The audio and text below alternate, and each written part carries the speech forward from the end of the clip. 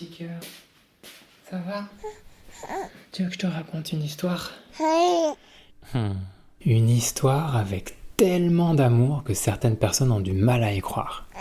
Une aventure avec des hauts et des bas, bon, comme dans toutes les aventures, mais où on s'aime encore plus et encore mieux à chaque étape. Cette histoire, c'est la tienne. C'est celle de comment tu es arrivé au monde grâce à deux femmes extraordinaires et plein de petits elfes qui ont aidé autour. Bon, tu comprendras pas tout maintenant, mais tu pourras réécouter plus tard et on en reparlera autant que tu veux. Ça t'intéresse? Oh, t'es vraiment trop chou.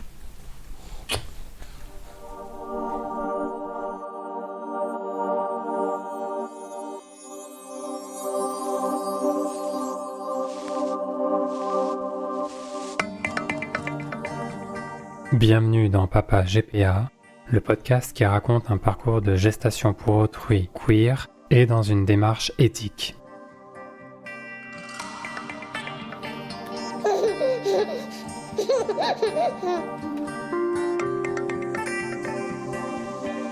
Épisode introductif.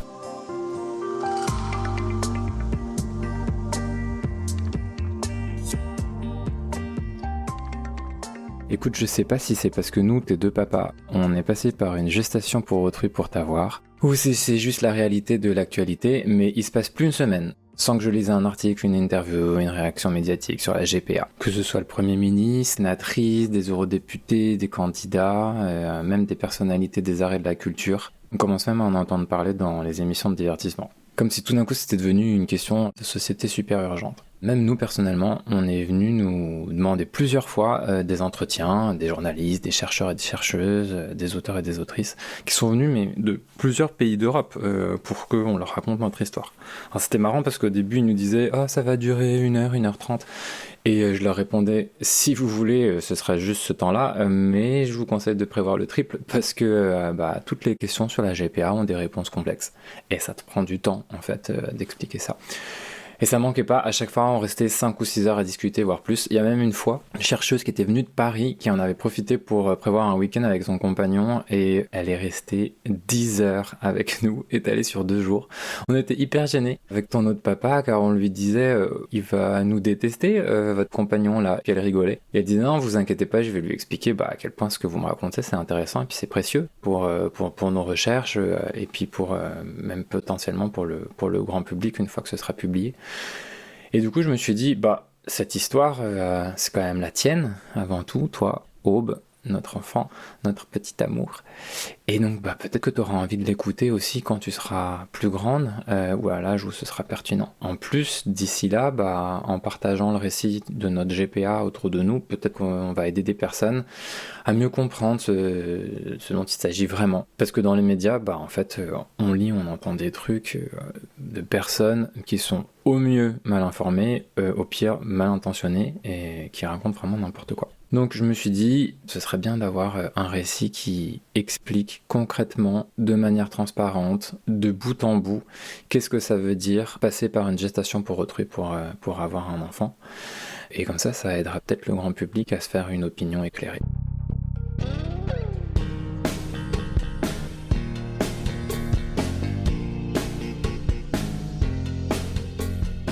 Alors, heureusement, il y a aussi quelques personnalités médiatiques qui prennent la parole, en tant que concernés ou non, pour nous défendre, nous et nos familles.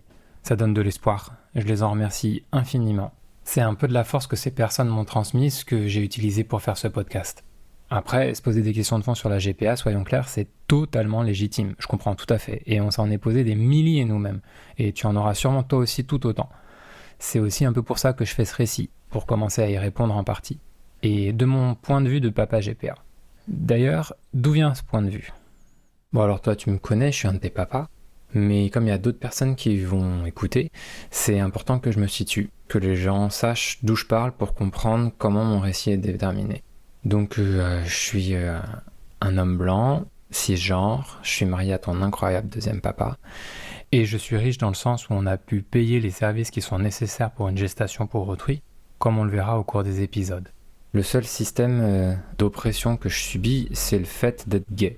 Alors c'est pas anodin, surtout en ce moment, quand les actes anti-homosexualité ne cessent d'augmenter en France et en Europe.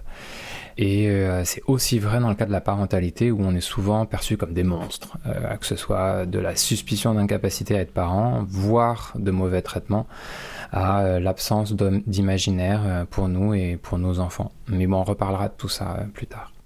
J'ai aussi un autre privilège, c'est celui d'avoir une famille absolument incroyable qui a su m'écouter lors de mon coming out, qui a fait évoluer ses opinions et qui m'a jamais rejeté. Puis des années plus tard, qui s'est réjoui comme jamais quand nous avons annoncé notre projet de parentalité. Et elles nous ont accompagnés tout le long et ont appris et réfléchi avec nous sur les différents enjeux de la GPA. Certaines personnes ont aussi changé d'avis, voyant comment on s'y prenait et quelle était notre relation avec la femme qui t'a porté. Ça nous a beaucoup soutenus et donné beaucoup de force. Et ça, c'est vrai aussi de la famille de ton deuxième papa. C'était hyper important pendant cette aventure de gestation pour autrui, mais c'est aussi hyper précieux après la naissance. Parce que maintenant que tu es né, tout adorable que tu es, tes grands-parents viennent nous voir, tes oncles et tes tantes passent du temps avec toi et te donnent beaucoup d'amour et d'attention. Et ça nous réjouit énormément. Et en plus, ça nous permet d'avoir un petit peu de temps libre, notamment par exemple pour faire cet enregistrement. Donc je me dis que si des personnes comme moi, qui sont malgré les discriminations systémiques, quand même nantis de privilèges dans le cadre de leur parentalité, ne prennent pas le temps de faire le récit de leur parcours, de parler de gestation pour autrui, d'informer et de faire de la pédagogie pour que les gens comprennent un petit peu mieux ce dont il s'agit avant de juger, qui va le faire ? D'autant plus que dans mon parcours d'homosexuel français né dans les années 80, j'ai passé mon temps à récolter les fruits de combats qui se sont faits avant moi par des militantes et des militantes qui ont le courage, le temps, l'énergie, la force de se battre pour que je puisse avoir des droits, que je puisse prendre la main de mon copain dans la rue sans me faire lyncher, me marier le jour où j'en ai eu envie de me marier ou avoir des enfants le jour où on s'est senti prêt avec ton papa.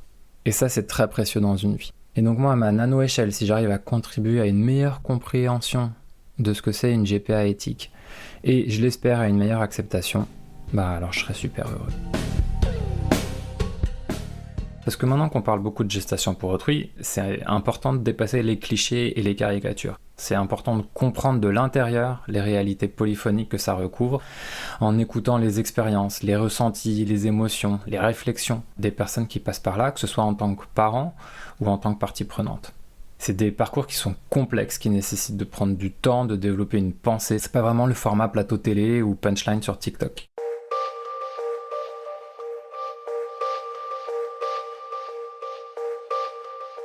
Il y a très peu d'endroits où on peut regarder en face cette complexité. Que ce soit sur le plan éthique, politique, culturel, émotionnel, sur le plan financier, logistique, administratif, juridique, et puis même sur le plan scientifique. Tu vois, rien qu'à la numération pénible de tous ces domaines, je me dis, oh là là, mais comment on a fait pour traverser tout ça ? Eh bien c'est simple. Au-delà de toutes les épreuves et difficultés, n'oublie jamais que cette histoire, c'est avant tout de l'amour. Un amour encore plus profond et intense qu'on ne l'imagine. Un amour qui lie et qui fait grandir. Et moi, je crois que cet amour est suffisamment puissant pour faire aussi grandir la société, au-delà de l'intimité de nos récits. Ce fut complexe et heureux.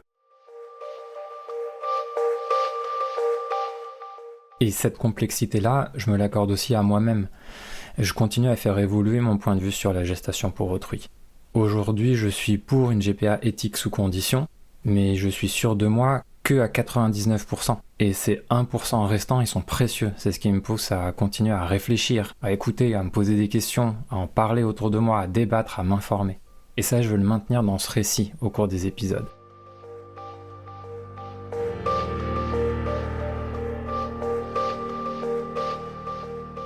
Donc de quoi je vais te parler dans les différents épisodes qui vont suivre ? Déjà de la parentalité queer en général. Quelles sont les modalités pour devenir parent quand on est gay ? Pourquoi on a choisi la gestation pour autrui par rapport à l'adoption, à la coparentalité ? Qu'est-ce que c'est une GPA éthique ? Comment on a choisi le pays où s'est déroulée cette aventure ? Quelles sont toutes les étapes de la gestation pour autrui ? Ça dure combien de temps ? Ça coûte combien ? Quelles sont toutes les personnes qui sont intervenues pour que tu arrives au monde ? Comment on a trouvé la femme qui t'a porté ? Comment on a créé une relation avec elle et avec sa famille ? Et puis, elle est où la maman dans une GPA ? Ça, c'est une question que tout le monde se pose. Qu'est-ce qu'il y a dans les contrats ? Comment ça s'est passé la grossesse? Comment on fait pour obtenir tes papiers d'identité et lesquels? Et au-delà de ta conception et de ta naissance, comment on fait quand on est deux papas pour le congé parental? Qu'est-ce que ça fait d'être parent quand on est gay, notamment dans le regard des autres? Et puis on parlera aussi de GPA et féminisme et de GPA et capitalisme, et peut-être d'autres questions qu'on me posera au fur et à mesure des diffusions.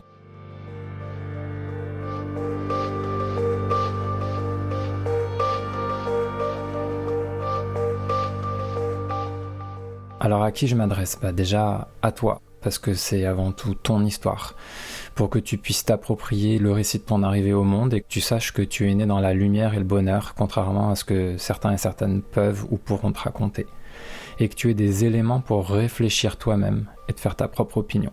Puis je raconte aussi pour les indécis, celles et ceux qui se posent des questions et qui veulent mieux se représenter la réalité de ces parcours pour se forger leur propre opinion aussi. Et même pour les personnes qui sont plutôt contre, mais qui sentent bien que elles en savent pas assez pour être vraiment définitives dans leur position. Je le fais aussi pour les chercheurs et les chercheuses, les journalistes, les intellectuels, les théoriciens et théoriciennes qui se disent que peut-être qu'on a jugé un peu vite sans prendre le temps de bien connaître et bien comprendre. Je le fais aussi pour toutes les personnes dans les assos et les structures qui aident les familles comme les nôtres. Comme une manière de les remercier en leur racontant cette incroyable aventure qui fut la tienne, qui fut la nôtre. Et puis évidemment aussi pour les familles passées, présentes et futures qui veulent entendre un récit qui leur ressemble. Pour nous les familles queer qui sont quasiment absentes et souvent invisibilisées dans les imaginaires et les récits communs, que ce soit dans les arts, tous les arts, dans les spiritualités, les religions, dans les sciences et les travaux de recherche ou dans les cadres politiques et sociétaux. Donc tu verras, mon récit oscille entre des réflexions générales, éthiques et politiques d'une part, et des parties plus techniques entre guillemets, où j'explique, j'espère avec pédagogie, comment tout a pu se mettre en place pour que tu viennes au monde. Alors j'ai conscience que ça nous fait passer de l'intime au grand public de manière parfois un peu déconcertante, mais je crois que je l'assume, car c'est la réalité. Ici je m'adresse à toi directement, mais je parle aussi à toutes les autres personnes que je viens de citer. J'espère que toi et les autres vous comprendrez ma démarche.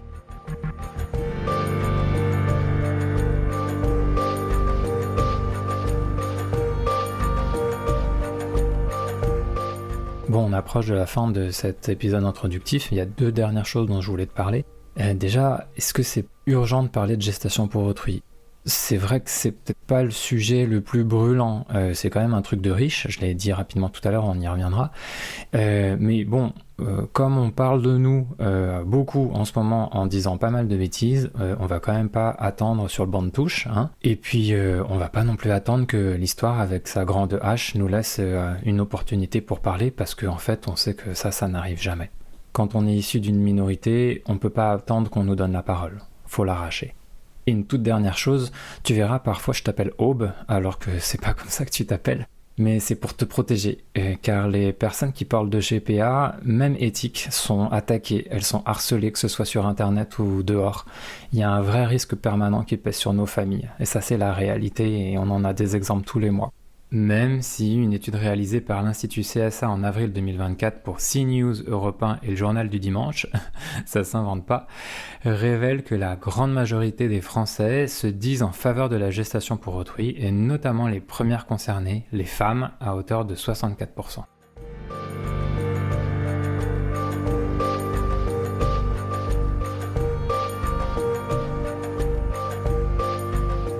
Et je t'appelle aussi comme ça car même si elle rend possible leur rencontre, l'aube échappe à la nuit et au jour. Et je voudrais que toi aussi tu puisses t'échapper. Échapper à ce récit si tu le souhaites. Car même si c'est ton héritage, je veux pas que tu t'y sentes enfermé. Et j'espère que tu vivras l'histoire de ton origine comme une force, une fierté. Mais ça c'est ton chemin à toi, c'est toi qui verras ce que tu veux en faire et ce que tu peux faire de tout ça.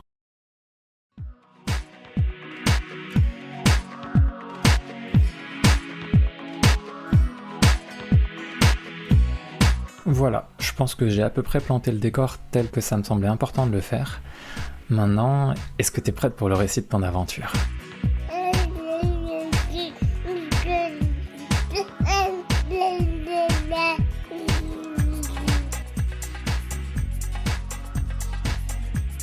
La semaine prochaine, dans le Papa GPA, je raconterai comment le désir de parentalité est arrivé et comment on a commencé à s'informer sur les différentes possibilités et modalités pour avoir un enfant en tant que couple gay. On parlera donc d'adoption, de coparentalité et de pourquoi nous on a choisi la gestation pour autrui. J'ai fait cet enregistrement à l'arrache entre 6h et 7h30 du matin avec zéro connaissance de ce qui est par ailleurs un vrai métier. Merci aux personnes qui m'ont inspiré, donné du courage et de leur temps pour m'expliquer les bases. Ce projet n'a aucune visée commerciale ou rémunératrice et ne place aucun sponsoring. Je fais ça pour qu'on comprenne mieux ce qu'est une GPA et dans l'espoir qu'ainsi on arrête de s'attaquer à nos familles et nos enfants.